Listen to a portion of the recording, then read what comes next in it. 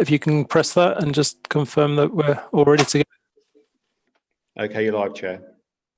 Thank you, Stuart. Good morning, everybody, and welcome to today's meeting of the Greater Norwich Development Partnership.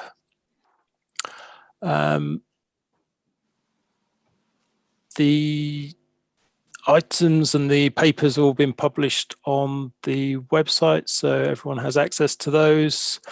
And I'll start with the agenda, which is, first item on there is declarations of interest. So I should just start with my own. And I'd just like to advise the group that through my consultancy, promoting on behalf of a landowner a residential site in Coney. When the site is under consideration, I'll declare this interest, but it is a pecuniary interest, and I shall vacate the room and leave the chair as necessary. My understanding of where we sit at this point in time is that's not necessary for today's meeting, as the site is not being approved today. Again, just moving on to the second part of the interest that I have, and just more for transparency, is just make the board aware that my father, through his company, is promoting again on behalf of landowners a residential site in Cossey and Barbara. In this case, this is not a pecuniary interest under the Code of Conduct, so it does not affect me being in the meeting or chairing the meeting today. I'd also like to just add one to the bottom of that list, looking at the list of questions today. Again, my consultancy provides a services to one of the parties who's asked a question, being the Eastern Parish Council, and therefore just want that to be aware, although again, that's a non-pecuniary interest as part of today's process. So they're my declarations of interest. Just move around for others. So John, coming over to you. Yes, thank you. I'm appointed by South Norfolk Council to the Consultative Council of the Royal Norfolk Agricultural Association. It's a non-decision making body, and it consists of about 80 or I think 90 people, so we're not a position of controls, but I just, for the completeness, record that here. Okay, thank you for that, John. Any? Likewise for me, for the same reason. Thanks, Sean. Okay, that's from Councillor Stone. Yeah. James. Yep. Yes. Yep. Got that. Any others? No. Okay, that gives the opportunity to move on. So item 2, apologies for absence. Yes, James? Chairman. We have apologies from Councillor Proctor, from Councillor Clancy and Councillor Stonnard. And Councillor Proctor's substitute is Councillor Wilby. Okay, thank you for that. Although I can't see Councillor Wilby on the list, so no doubt he will join us when he has the opportunity to do so. Okay, thank you for that, James. We then have the minutes of the meeting, of our previous meeting held on the 7th of December. They're on page 4 of the papers before you. Again, I'll take those on block. Is there any amendments, changes, updates, additions, deletions that anyone needs, or can I accept those as a true record, in which case I will then sign those as such? No, can't see any hands up, so I will take those as being correct and I will sign those off. So thank you for that. Moving on to item 5, questions. Again, we have 4 questions today that have come forward, which again, all the details of those are on the website. Mike, over to you with these. Thank you, Chair. So yes, as you say, we have 4 questions. I'll read through the questions and then the responses to each question. So the first question is about the Green Belt, and it's from the CPRE Norfolk. CPRE Norfolk notes that the Greater Norwich Local Plan Reg 19 at paragraph 117 states that Greater Norwich does not have a nationally designated green belt. National policy is clear that new green belts should very rarely be established. Therefore, this plan will need to carry forward policies for protecting our valued landscapes. We are concerned that the GNLP has reached this stage without a more thorough and detailed at least one that is available publicly, consideration of the provision of a green belt for Norwich, preferably on the green wedges model. CPRE would like an explanation as to why the exceptional circumstances for creation of a green belt for Norwich as required by the NPPF do not exist. The wholly exceptional circumstances around the current COVID-19 crisis are just one example which demonstrates not only how essential it is to maintain and protect green spaces, but also how circumstances have changed since earlier drafts of the GNLP. Moreover, the government's proposed changes to the planning system and housing requirements suggest that more robust protection of valued green spaces is now more pressing than ever, along with the long-term need for climate change mitigation, which the provision of a green belt would help to guarantee. So that's the question. And the officer response is, the green belt issue was thoroughly addressed in the Reg 18A consultation growth options document.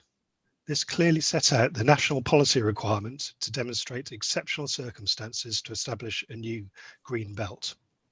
All responses to the consultation are included in the draft statement of consultation published in September 2018. No evidence has been provided at any stage to the Reg 18 period that demonstrates that such exceptional circumstances. The GNLP provides strong policies to protect green spaces and enhance green infrastructure. COVID-19 is an exceptional circumstance nationally. It is not an exceptional circumstance to the local plan area. The CPRE are correct to point out that the pandemic has reinforced the importance of green spaces, but in this respect, the most significant need is for green space to be accessible. The function of green belts is not to provide accessible green space. This is best provided through a green infrastructure strategy. Similarly, the function of a green belt is not to address climate change. Indeed, because development may need to leapfrog green belts, they can be detrimental to climate change by extending commutes and other travel needs. Finally, the issue may need to be considered in the next local plan to address any relevant requirements of the proposed new planning system and to take account of any new settlement proposals. So that's the end of the first question and answer, Chair. Would you like me to just carry on, read the second? Please, yeah. Sorry, Chairman, John. if I may, Hang on a moment. Yeah. Sorry, Mike. John just put his hand up. So, John, yeah. And I Please. think the CPRA just needs to recognise that in paragraph 117, the wording has been strengthened from the preliminary drafts to make it really quite clear that the strategic gaps between settlements policies will be carried forward. I think it could be strengthened still further if the landscape bypass, the southern bypass protection zone was also explicitly listed there, which protects not just the gaps but important sight lines, and not just from the road but also from the railway as the approach from Norwich as you go through that cutting near Dunstan Hall. So I think they have been addressed, but if we can add the landscape protection zone explicitly in paragraph 117, I think that would go a long way to addressing the CPRE concern. Okay, thank you for that, John. Back to you, Mike. Yeah. Okay, so question two. Question two is about self-build from Louise Minkler. Now, this one, the majority of the question is largely about the operation of the self-build register. This element of the question will be forwarded to each of the councils to respond to individual. The element of the question directly relevant to the Greater Norwich local plan is, and then I'll just read the relevant section for us. Could you please tell me if the local Norwich/Norfolk framework will be encouraging and addressing this issue for legitimate self-builders to build a family forever home and not associating us under the same umbrella as small building companies for affordable housing, which is much easier for companies to gain planning outside of the boundary than a legitimate self-build?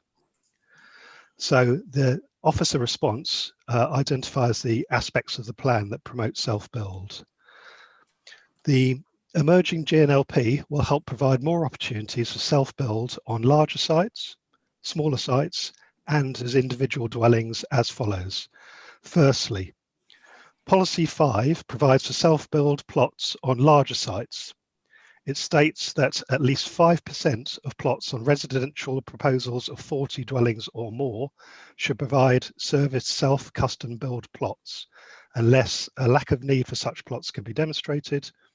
Plots have been marketed for 12 months and have not been sold. So that's the first way the plan addresses it. Secondly, Policy 7.4 promotes infill development within development boundaries and also allows for affordable housing-led development, which may include an element of market housing, including self and custom build if necessary for viability adjacent to well-related or settlement boundaries. And then thirdly, Policy 7.5. This is the most relevant to the situation described in the question. For every parish, it promotes up to a total of 3 or 5 homes to be delivered as small-scale residential development, adjacent to a development boundary or in sites within or adjacent to a recognisable group of dwellings, with positive consideration given to self and custom build. So our analysis is that it's policy 7.5, which will be the most beneficial in relation to the question.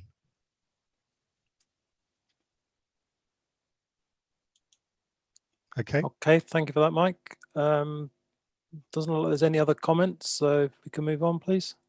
Yep. Question 3 is about the East Norwich Master Plan, and it's from Gail Mayhew. So the question is, I note that a proposal is to allocate significant housing numbers to the East Norwich area and would like to ask the following question. It's in 2 parts. How do the GNDP intend to deliver the enabling community and strategic infrastructure to unlock the East Norwich project, including the Trouse Bridge, which is of significant importance to the city and county's future economic positioning in relation to Cambridge, opening up the Norcan corridor on a sustainable basis and to support sustainable movement into and out of the city? And second part of the question, what are they prepared to commit to in this regard in terms of site assembly and control of the project? If individual owners do not commit to a single sustainable and comprehensive project with an equalisation joint agreement. So the officer response on this is the GNDP intend to deliver the enabling community and strategic infrastructure to unlock the East Norwich project through working closely with all the relevant landowners through a master plan.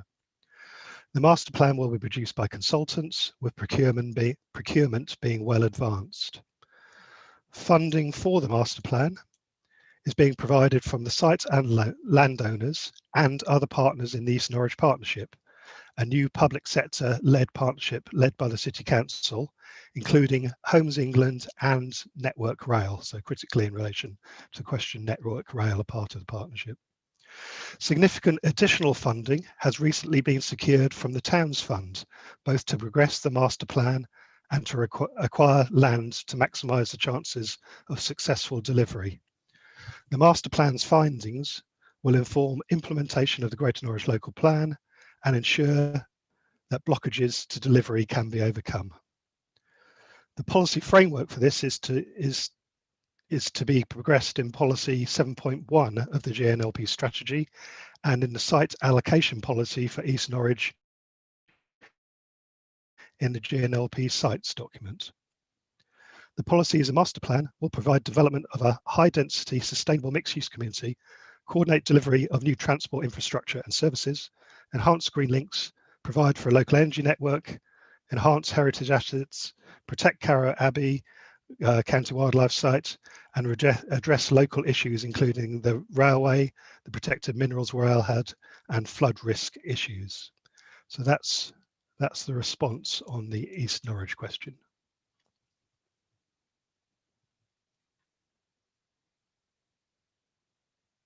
Sean, you're on mute. Yep, sorry, thank you. So is there any questions, John?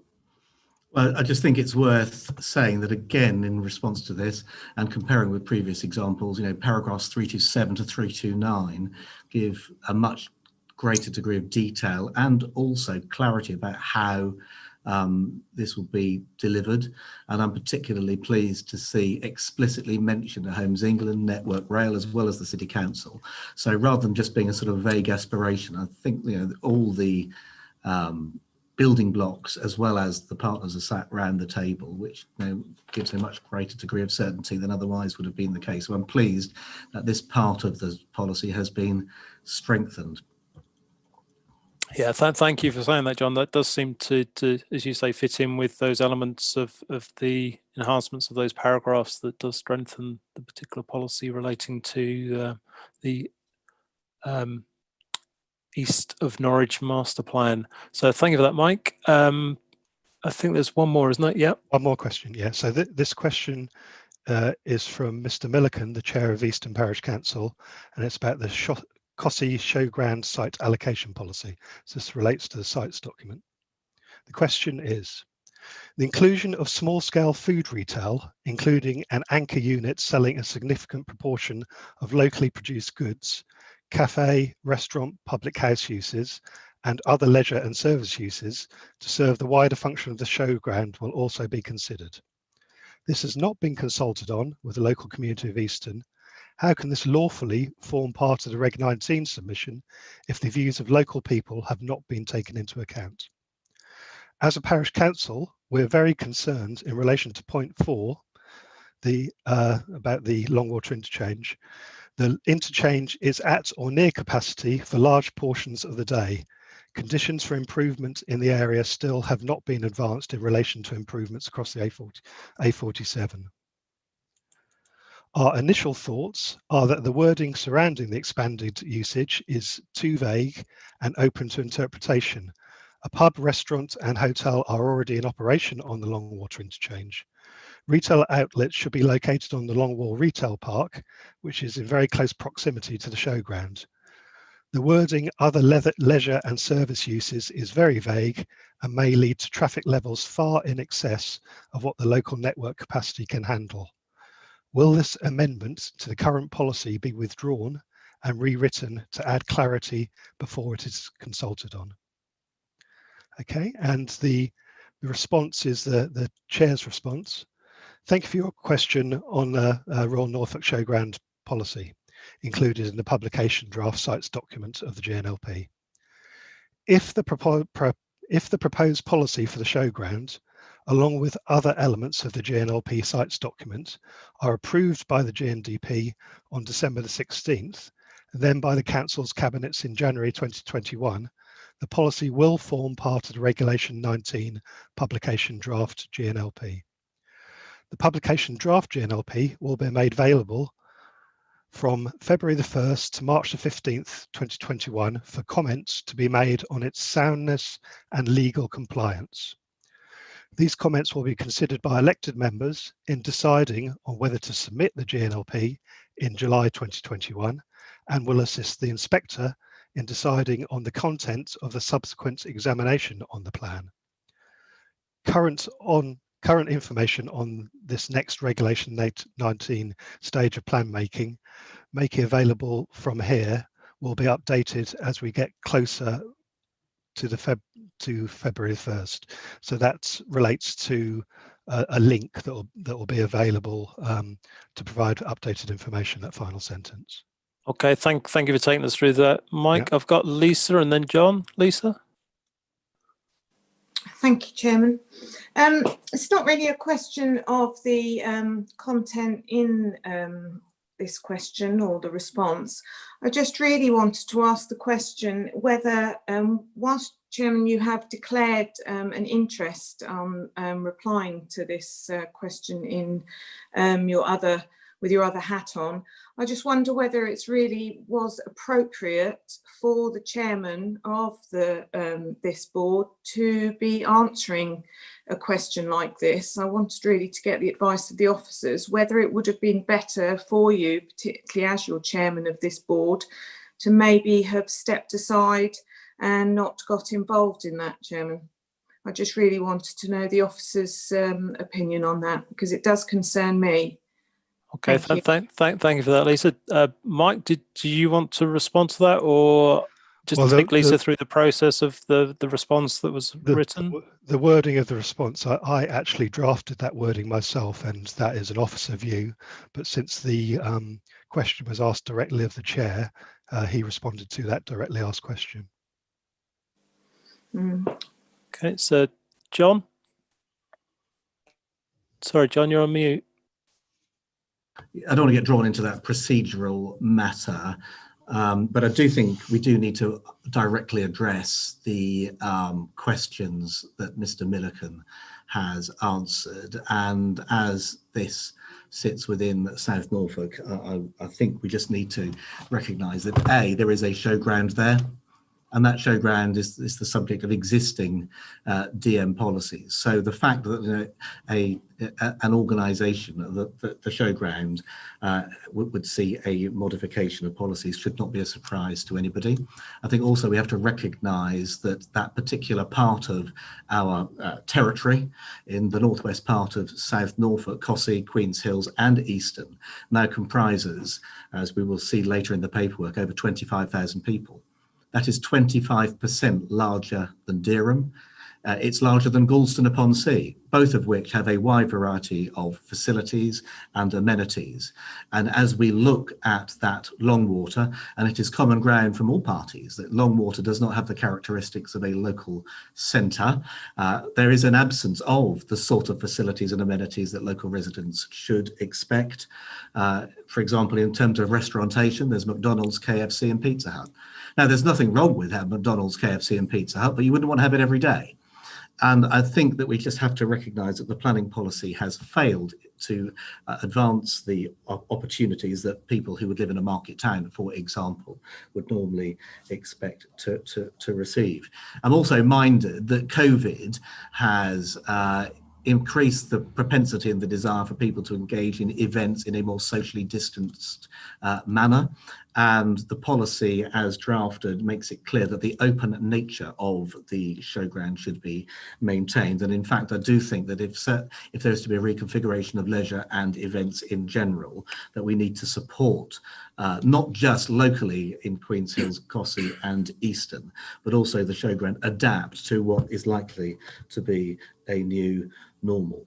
So all of this is really in response to recent circumstances. I'm reminded, of course, that the consultation on Reg 18 closed before the COVID, or was only just starting when COVID was there. So I think the planning authorities are quite entitled to see the situation as it currently exists and to make modest adjustments. But I think that everyone needs to take into account this is really just for local scale principally, although whilst allowing an existing facility to adapt to changing circumstances. So I don't accept the principle that this is unlawful, whatever. This is just a sensible recognition of the changes in circumstances, and on that basis I think there's no need to amend the current policy or to rewritten. It's perfectly clear, and if it wasn't clear, then hopefully this my views on this, representing the local planning authority, which would, of course, everything would be subject to a development management process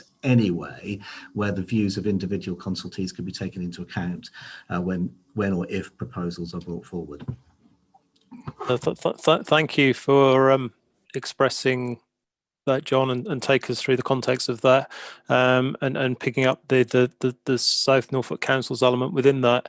I think that the point that there's an extra element there that you may want to just come back on, or we can pick up in the policy bit in relation to the way that South Norfolk are promoting the safer crossing for the A47, which again will just That's enhance correct, the connectivity in the area and improve the linkages of between Easton and of Cossey and the Longwater estate.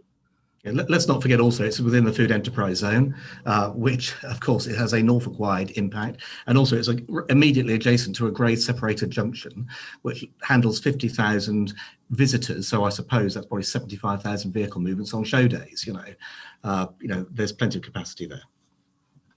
Okay, so thank you for that, John. I think that concludes all of our questions. So thank you, Mike, for taking us through those and pulling those together. That moves us on then to item 6, which is the economic report briefing. Phil, are you picking this up? Yes, that's correct. Okay, so the last meeting I presented orally on some evidence that we've received, and the report that's on your agenda fleshes that out and adds a little bit to it, a little bit of detail to it. So just to recap, we've appointed Avison Young, who've taken over from GVA, to update our previous evidence.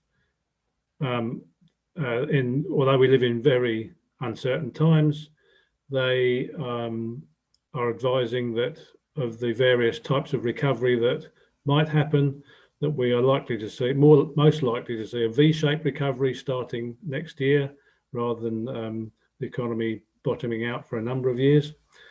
And particularly locally, their own cities index suggests that the Norwich area is more robust than the England average. As a result of that, they forecast in the region of 33,000 jobs over the period 2020 to 2038, of which around 25,000 will be in what were or non-B class uses as they were. So 25,000 jobs in uses such as retail, although clearly retail jobs themselves will decline, or just personal services, those kinds of things that don't really take up employment land. They also conclude that retail overall is pretty flat, as you'd expect. There is no demand for non-food retail at all in the Norwich urban area. In fact, there's probably a decline in turnover or a decline in expenditure. There is some fairly small scale growth potential in parts of the more rural parts of the area in South Norfolk and Broadland. Particularly, seemingly there's some capacity for food retailing in the Diss area, in Diss. So that's just a brief précis of what they conclude or what they advise. And from that, the conclusions are that the policies we have need to be flexible, which I think they already were. And they need to be supportive of town centres to allow them to evolve and change. So as a result of that, we've suggested some clarifications of the policy, which are detailed further down the agenda in item 8 on version 1.6. So those clarifications are particularly around why we have more employment land allocated than, strictly speaking, we need.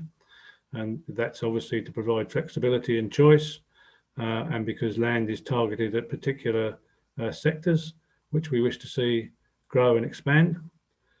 So we've added some clarification on that. We've added some clarification around the impact assessment that's required for out of centre development, and that up to the minute requirements based on the new use classes order. Clearly, if someone's proposing an office out of town, it has a different impact to a retail development out of town, and the evidence they provide will reflect that. And then, of course, the logic of that is that the planning permission will need to reflect that evidence. So that's explained in the proposed changes. We've taken the opportunity of also, you'll see, of making another couple of minor changes. There was an error in one of the site sizes, which has been altered, and we've linked back to some of the requirements of policy 2 to just reinforce the issue of broadband. Did I freeze then, Chair? No. Sorry, you all froze. No, not at all, Phil. We heard you. You all froze, and I thought I might have done so. No. So I think that covers the issue. As I say, the details are farther down the agenda under item 8, but I hope that gives you a flavour of the evidence. Okay. Thank you for that, Phil. Thank you for taking us through that. Are there any questions or any comments anyone wants to make at this stage that we won't deal with later? No? Okay. So the recommendation is there at top of page 8 that the GNDP board note the comments of this report outlining the main findings of the updated economic evidence. Are you as a board happy that we just note that in that way? Yeah, okay, thank you. So we'll then move forwards to the next item on the agenda, which is actually the comms plan is the next item on the agenda, but it seems to make more sense to actually do item 8 before item 7. So we'll move item 7 to come behind item 8. So moving on to item 8, which is the Greater Norwich Local Plan Regulation 19 publication stage. And this is split into two pieces. We've got one dealing with the strategy updates and two dealing with the draft sites documents. So dealing with the first item there, which is the strategy document. Since our meeting on the 7th of December, when we looked at version 1.5, there's now a version 1.6 picking up the changes that we identified and the subsequent changes that we've just heard a little bit about from Phil. So you should now have version 1.6 and the track changes so that you can identify the differences between those, and hopefully the things that you expected to see are there. Is there anything, Mike, that you want to add on version 1.6 before I open up to the board for questions?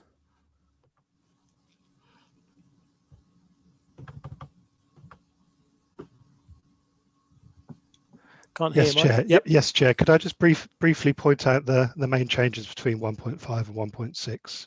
Okay, please. So the main changes, as Phil just mentioned, is in relation to the economic section. So policy 6 has been amended, mainly the text rather than the policy itself. Other changes, there's nothing is significant. They're tweaks really. First of all, amended language about the South Norfolk Villages plan early on in the text.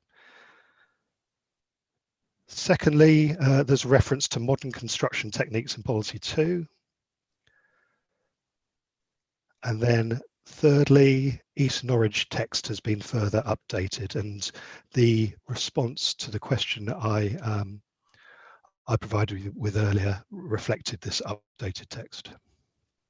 That's all. Okay, thank you for that, Mike. John, you've got your hand up. Did you want to come in here? Yes, thank you very much indeed, Chairman. I think it's today, it's a day later than previously indicated, the government has announced a wide-ranging change. Well, actually, it's signalled, and I had ministerial meetings this morning, and the Minister of State recognised that what you read in today's Times newspaper is as briefed by the government. So I think we can give it some currency, although the announcements will be formally made by the Secretary of State later today. Insofar, and I'm aware of some of them, but you'll forgive me if I sort of allude to certain things rather than sort of give it explicit reference, because obviously the Secretary of State wants to make his announcements to Parliament first. But I think what we can infer from the Times article as well as the BBC is that for the remainder of this Parliament, then the housing numbers to be used for this plan as well as any other plan within the Parliament are to be based on the 2014 numbers. And furthermore, the BBC now reports, as has been briefed, that there's to be changes to the duty to cooperate to encourage the reallocation of retail into other uses, as well as policies for city regeneration matched by government funding from Homes England, preferential access for regeneration in inner city locations. All of those have quite a material effect on the Reg 19, and if this meeting carries on till 11:30, we could stand the prospect of this plan being out of date within the hour.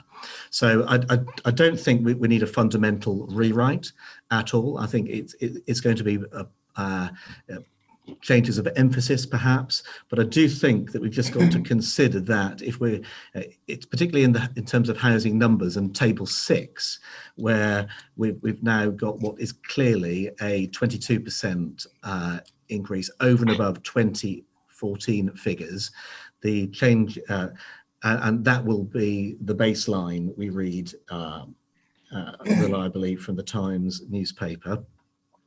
And I think so what I'm going to suggest is, before we actually finally sign this off today, because of events that have happened, we probably just need a short period, and I'm talking weeks rather than months, a couple of weeks, just to make sure that what we are capable of signing off is indeed in line with the announcements the government is to make later today.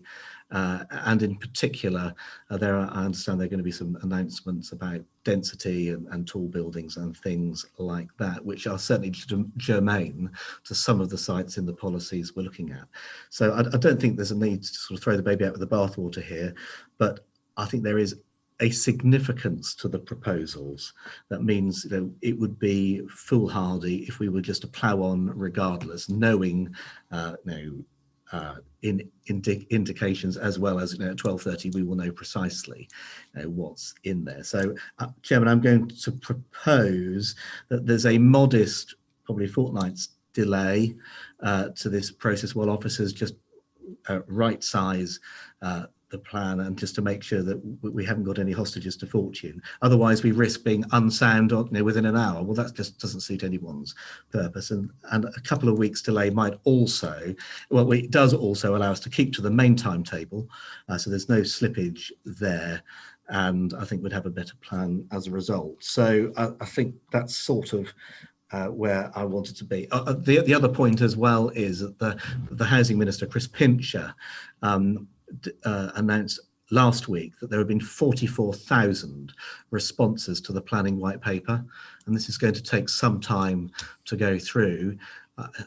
He suggested possibly it's going to take 6 months or so for the officials in MHCLG to cogitate through. Whether that's a government 6 months, it turns into 9 months, I just don't really know. But the immediate pressure of having to get under the line for transition may not be quite as urgent as we might have anticipated beforehand. So I think the general thrust of where we're going is I think we're comfortable with that, but let's just not trip up within an hour when we know there's new numbers coming. Okay.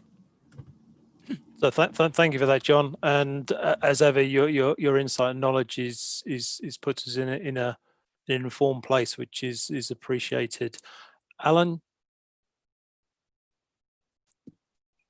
We have spent, it seems to me, years getting to this point, and I'm personally not minded to drag the process out any longer than we have to. So I think any delay in this plan making process would have serious consequences. I mean, we're really up to the wire. We've been meeting 8 o'clock meetings for the last few weeks to get this over, and I'm looking at the press release. It's speculative, and we know what it's about. The rural areas are up in arms about their additional housing numbers, and so the government is responding in a very explicitly political way to those sentiments. Phil, in the previous report on the economy, said that we really need to be flexible to take account of changing circumstances. We can do that, but I think we have to stick to this timetable, and we have to push this through today. And in the consultation mix, when people are looking at it, there'll be and government policy is firmed up, because I think informal chats with ministers are fine. Press releases, something coming out later today. We really can't afford to stop this, and I think it would disrupt this whole process. Should we, wait on what has been, frankly, something that's kind of come out of the blue this morning, and something in the Times newspaper and all the rest of it. This is not firm stuff.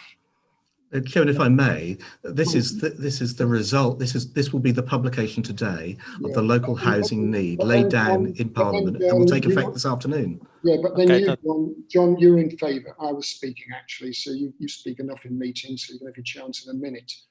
But the fact is, I remember when you were talking about the white paper, that we should kind of scrap the whole process because the white paper was the white paper, we should wait on that.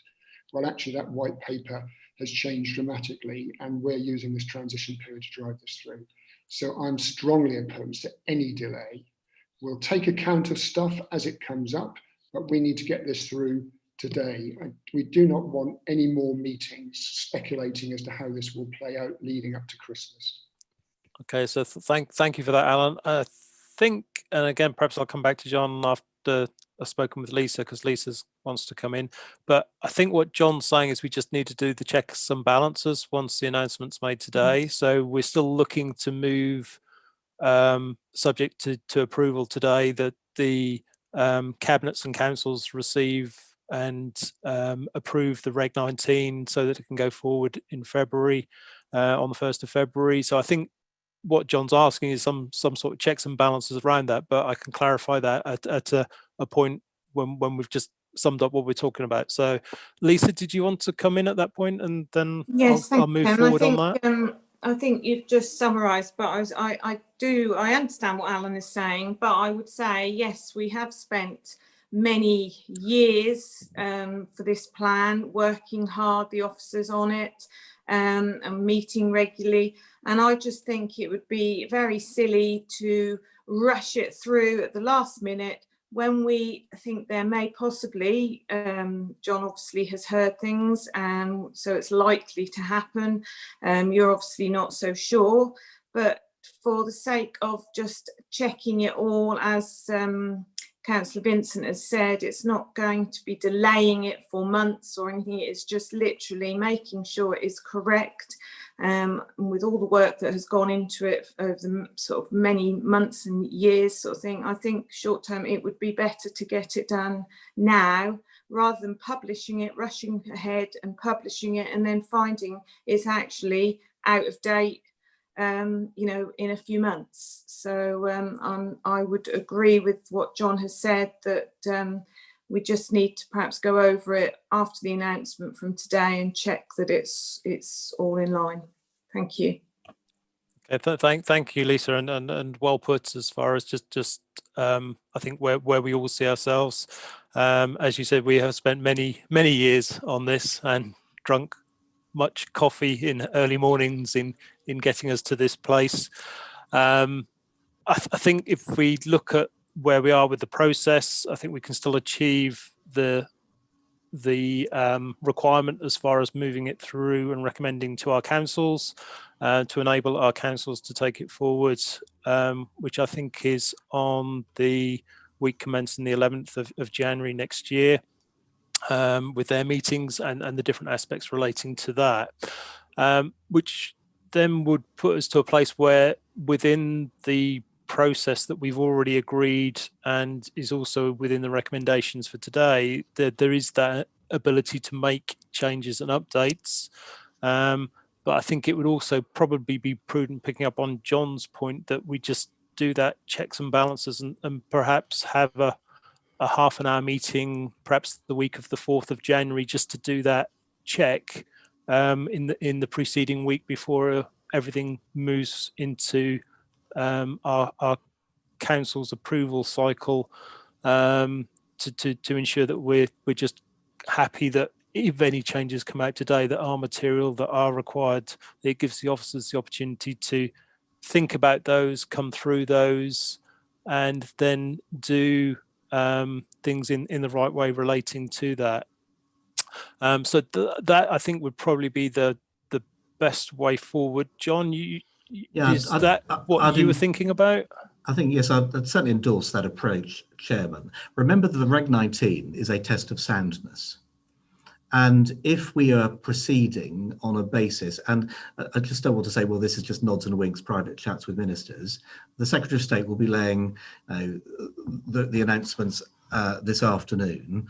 And I think, though, that it's incumbent upon all of us just to double check that what we are proposing and signing off, as you say, on the 11th of January, truly is in line with what the government expects us to do, that they having, in particular, to local housing need and other associated policies. I'm not going to, I've had sight of the majority of the policies. I'm not going to say what they are now, that's for the Secretary of State to say. But I can certainly see some banana skins within the text that a very limited amount of editing will fix, and therefore may make us sound at inspection. It's very difficult once we've submitted it to make those adjustments, and I just think for the sake of a few hours, we just need to dot the I's and cross the T's at that, because a Reg 19 is somewhat different to a Reg 18. The Reg 19 is sort of, well, this is it, guys.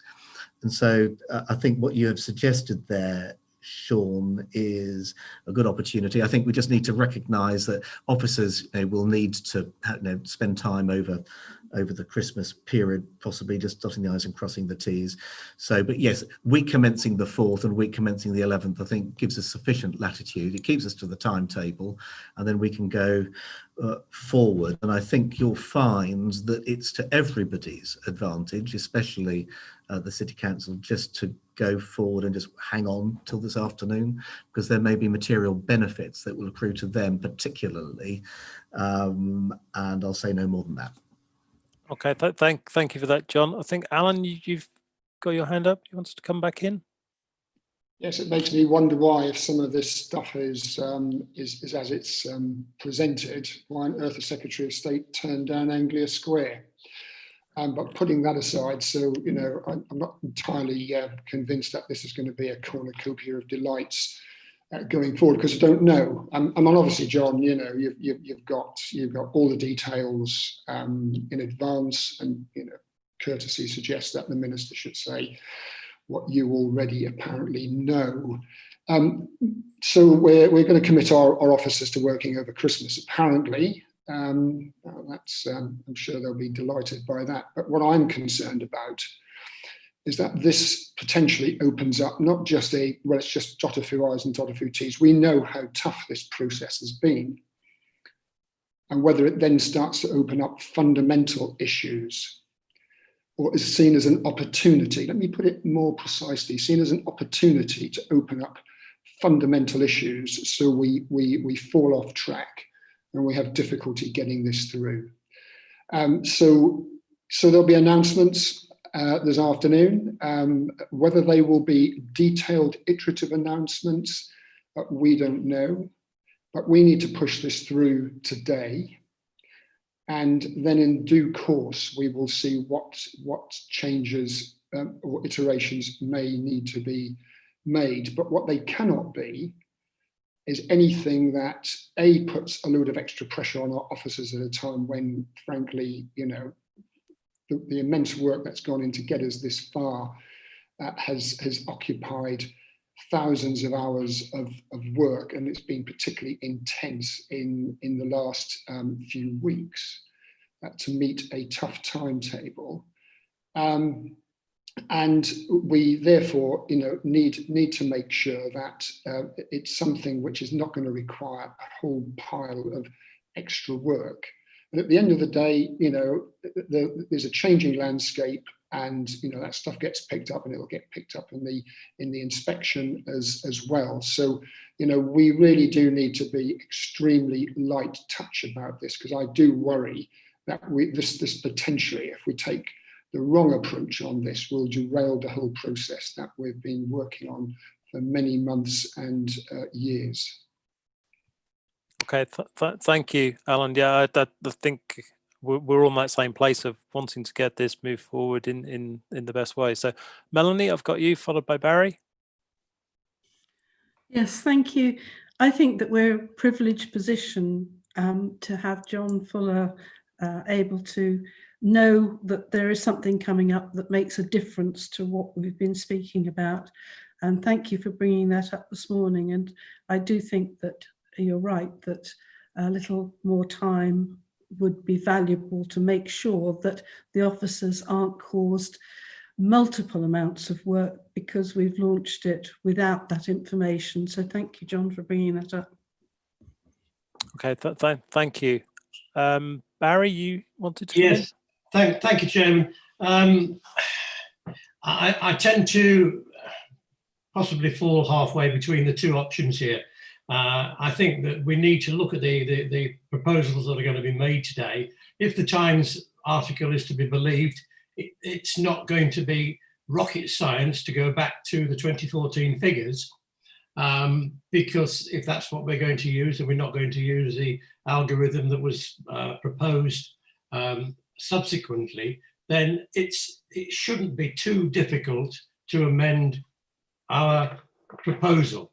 Therefore, it wouldn't necessarily need a 2-week even pause. I think it's something that could probably be done by the officers of the different districts, so they could amend their own areas, because that's what's going to make, that's where it's going to have the biggest impact on the rural areas and the city, and then come back if necessary with a recommendation to either delay or to be able to go ahead with the timescale that we've already got. And I hope that we might be able to do exactly that and go ahead with that timescale, because we have been messing around, not messing around, that's the wrong word, but we have been dealing with this now for a very long time.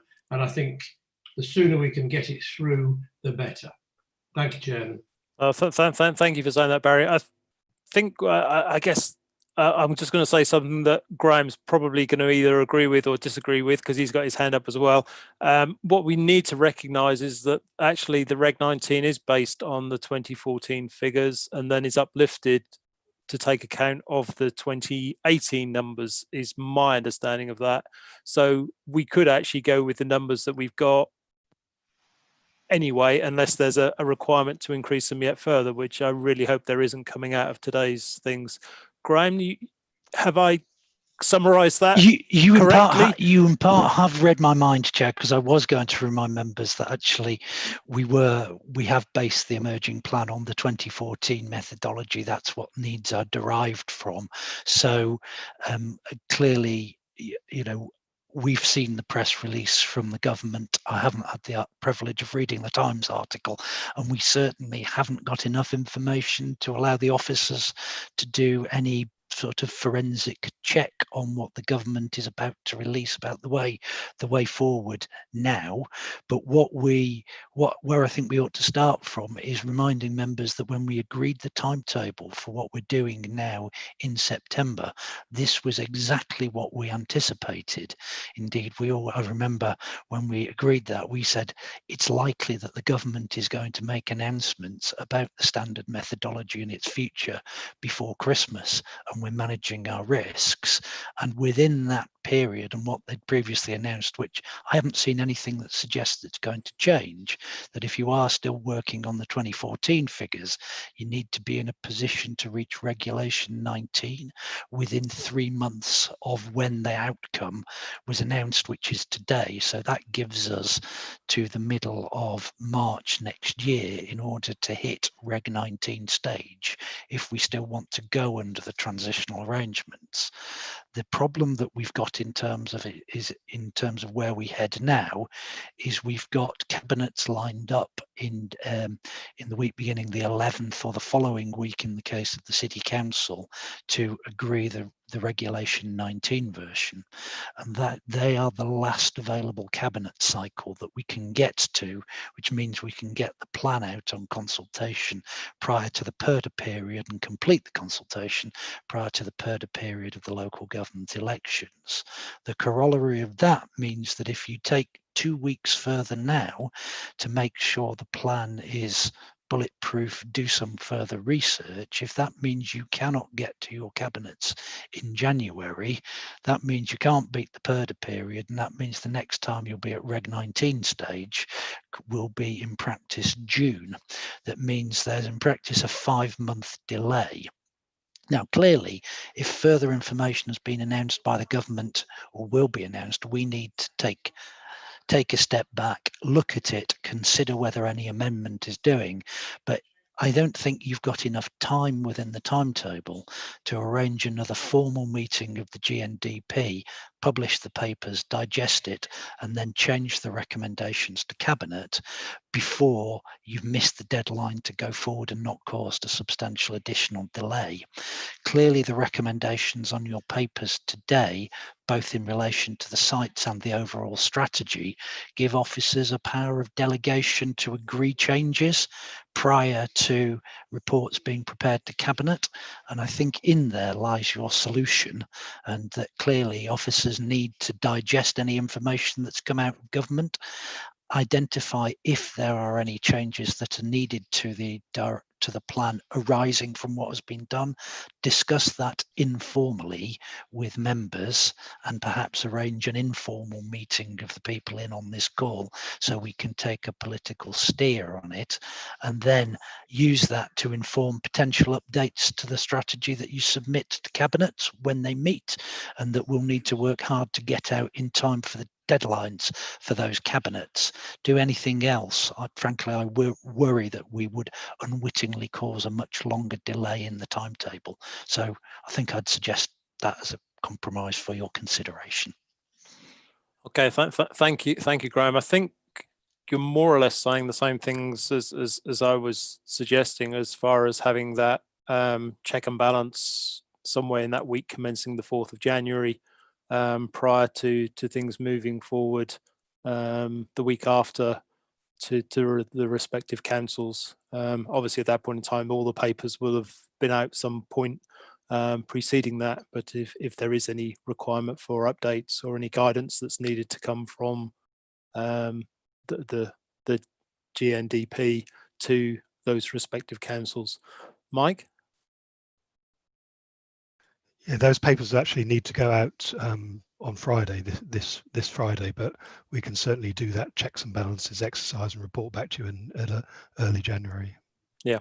Okay. So where we stand on this at the moment then is we proceed as per the timetable with the proposed putting together a meeting so that we can, an informal meeting on the week commencing the 4th, so that we can just ensure that there are elements that may come out today have been picked up and updated sufficiently to ensure that the Regulation 19 document is at a place where it should be, or where we would like it to be, or at least so that the councils can be informed for their meeting the week later of the changes that will be required prior to it going out on the 1st of February.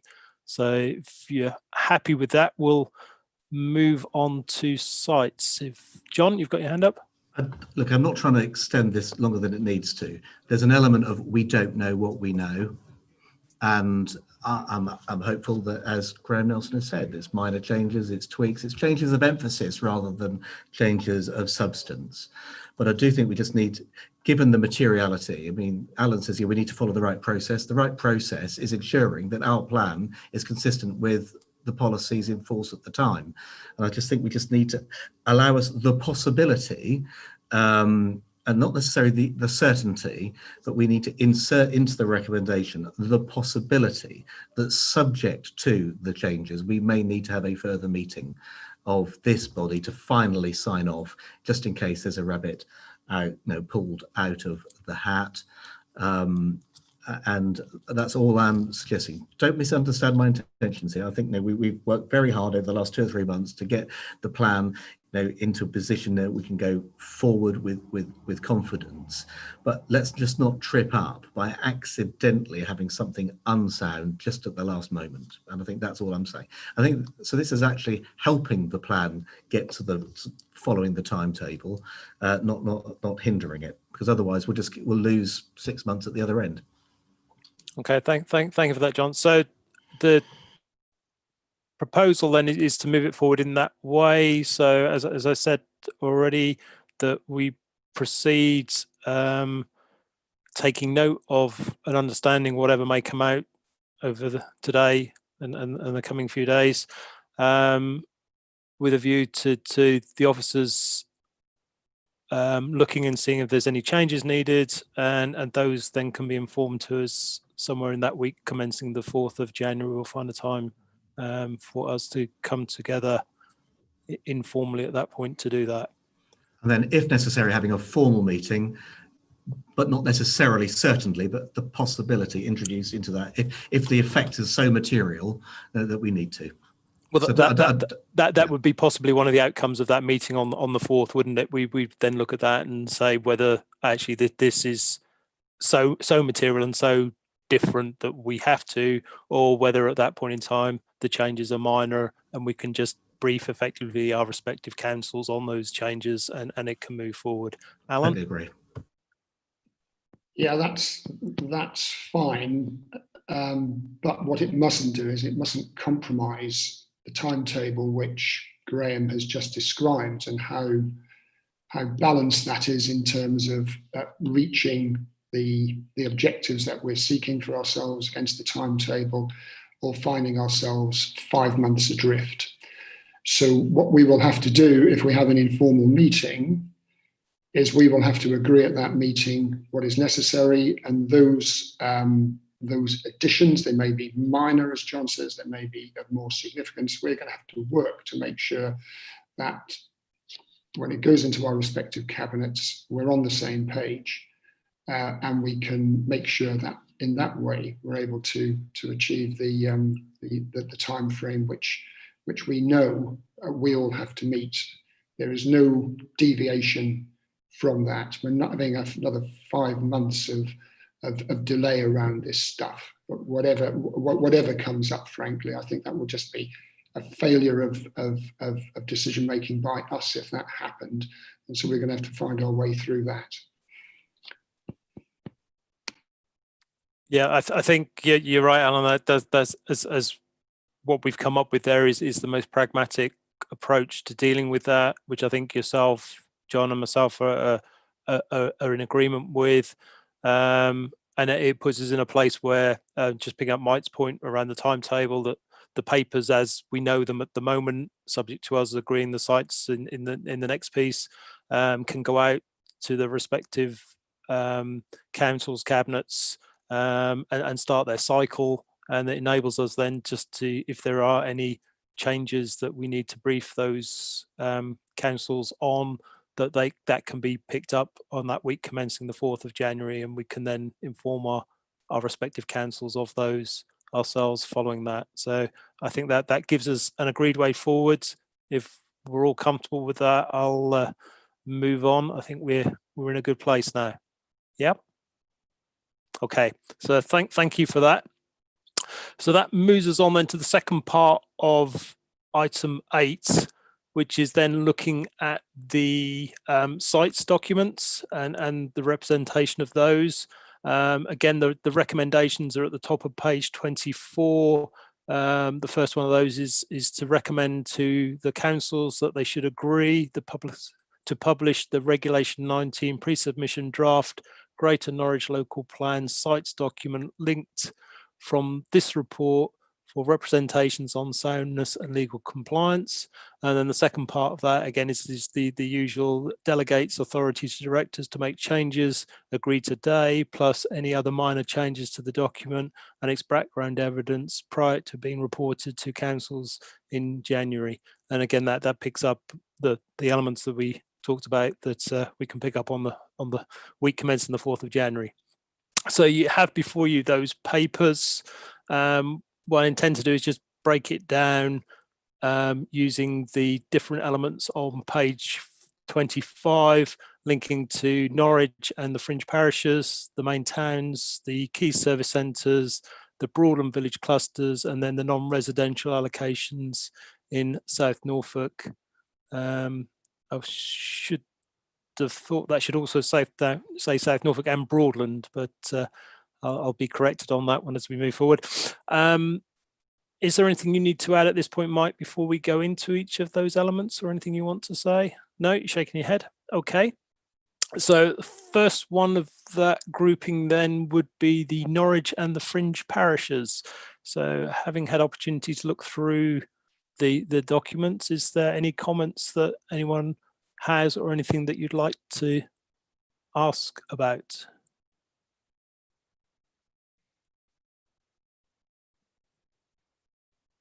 Wow, sometimes silence is golden. So, yep, So thank you for that. So we'll take it that the Norwich and fringe parishes elements that have in the document before us, that we're comfortable with those.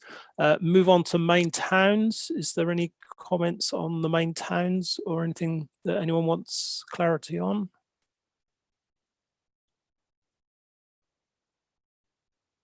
John, you've got your hand up. Yeah, one screen. Yeah, just two issues there. I think first of all, there just to note that we're planning to allocate the land at Frontier Agriculture Limited in Diss.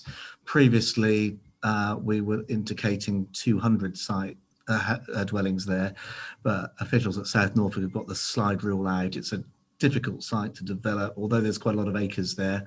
It's a triangular site, and so I think, Helen, you and your team have now proposed 150 instead of 200 there, with the balance coming from the Diss and District Neighbourhood Plan. So I don't know if you wanted to comment on that, but that's just for accuracy. Yes, that's correct, John. That's what's now proposed in the policy moving forward. Yeah, and I think also at Briar Farm, Harleston, there was a dwellings there, but we were also considering some dwelling houses over and above any extra care for people who are senior living, and that hasn't quite made it entirely into the policy as I think we'd anticipated. So I just want to be really clear that on Briar Farm, Harleston, we've got the correct number of dwellings for senior living, active retirement, as well as the care community use. It's not quite. I don't think we've gone quite as it was anticipated there. So that I can anticipate they might have a minor change to that particular one.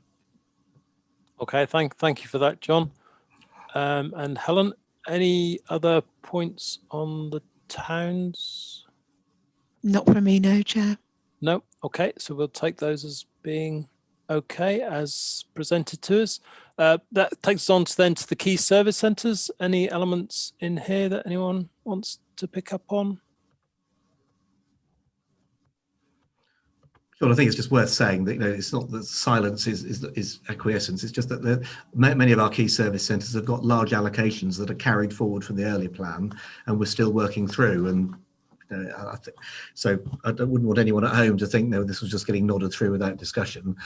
We've still got a huge number to work through, and in fact, as a result of that, we're not really adding that many more over and above what we've got in plan already. And it's probably worth at this juncture saying that in this plan, we've got 74% of the entirety of the housing need already allocated or consented. So this is by any measure just a top up.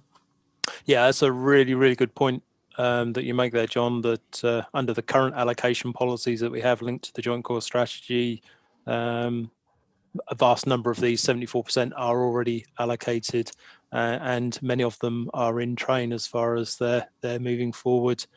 It is just a top up to meet the added numbers that are required. Okay, so that then moves us on to the Broadland Village clusters, which is new for this local plan over the Joint Core Strategy, and picking up the villages in a different type of way. Is there any comments from any of the, I guess, the Broadland members on this one? So Lana?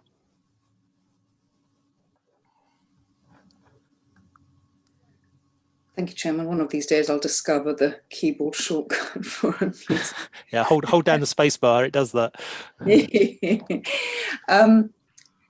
So, as you said, the village clusters are new in the settlement hierarchy, and I'm actually really looking forward to the consultation responses to what we have put into the plan with the sites. I really hope that the team will welcome constructive comments back on how this has been allocated, and meanwhile, I am going to be encouraging our members to engage positively with the councils and with the team to make sure that we do actually get the best possible result and a plan that delivers what we want it to. It's housing for for our children, for our elderly relatives, for our new communities as they move forward. These are people we'll be taking cups of sugar to in the not so distant future. So I really hope this lands in the best possible way. Thank you, Chairman.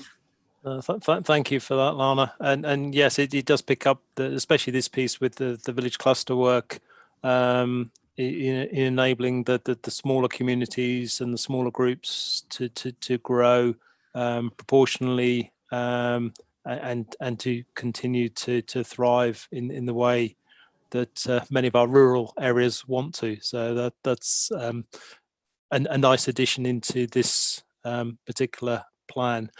Okay, moving on then to the non-residential allocations in South Norfolk. And as I said before, I believe that probably also includes the Broadland ones, does it not, Mike?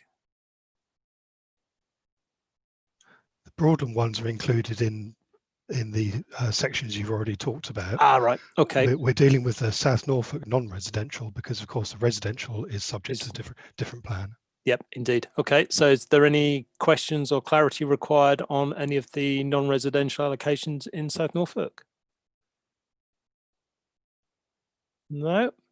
Okay, so thank you. There are just a lot of sites Sorry, John. There are just a lot of sites carried forward again from the existing local plan. So, and as Phil Morris told us earlier, there's an element of over allocation. So we've got plenty of choice there. So I don't think we need to add too much more to what's already there. Yeah. Okay. No, that's fine. Which comes back to then the recommendations at the top of page 24. I won't read those out again, but are you all happy that we take those forward then in that way? So yeah, that's good. Okay, so I'll take that as yes.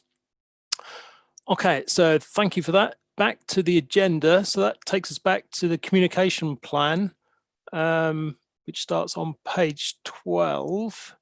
So you have before you the communication plan, and again at the page 12 has that recommendation that the board endorses the approach to the communication to partner authorities, and this just picks up the way in which things are going to be taken forward and the way in which they're going to operate. Again, is there any points that need to be raised at this element, Mike or Nick, that make people aware? Mike? Just mention the fact that Reg 19, and Councillor Fuller alluded to it earlier, is different to what we've done previously. This is our plan as we intend to take it forward. So the representations we'll receive during February and March will be on soundness and legal compliance. So it's not we've actually ended the main consultation phase. This is going towards the examination now, so it is rather different to what we've previously done, and the communications plan reflects that. Yeah. Okay, thank you for that. So are there any questions or any elements on the communication plan that we need to pick up at this stage in detail? No. John, I see you're on the call. Is on the meeting. Is there anything you want to raise at this point? No. Okay. So if we're happy with the recommendation, the communication plan, we'll take it forward in that way. That I think brings us to the end of the agenda, which it does, going back to the agenda. So thank you everyone this morning for your participation. Is there any other points that anyone wants to raise that we haven't had opportunity to cover before I close the meeting? No? Okay, that's good. Just leaves it with me to say thank you again to all of our officers and the amazing amount of work that they've done to get us to where we are. Again, thank you to all of the members again for many early mornings and many coffees that I mentioned earlier that we've all had again to get us to where we are. So thank you again. The plan will now proceed to be published for the respective councils to enable them to start their process to authorise it to go forward for consultation on the 1st of February. So thank you again. please stay safe, and it just leaves me to wish you all a Merry Christmas. And hopefully next year is somewhat better than the year that we've just gone through. So all stay safe, look after yourselves, and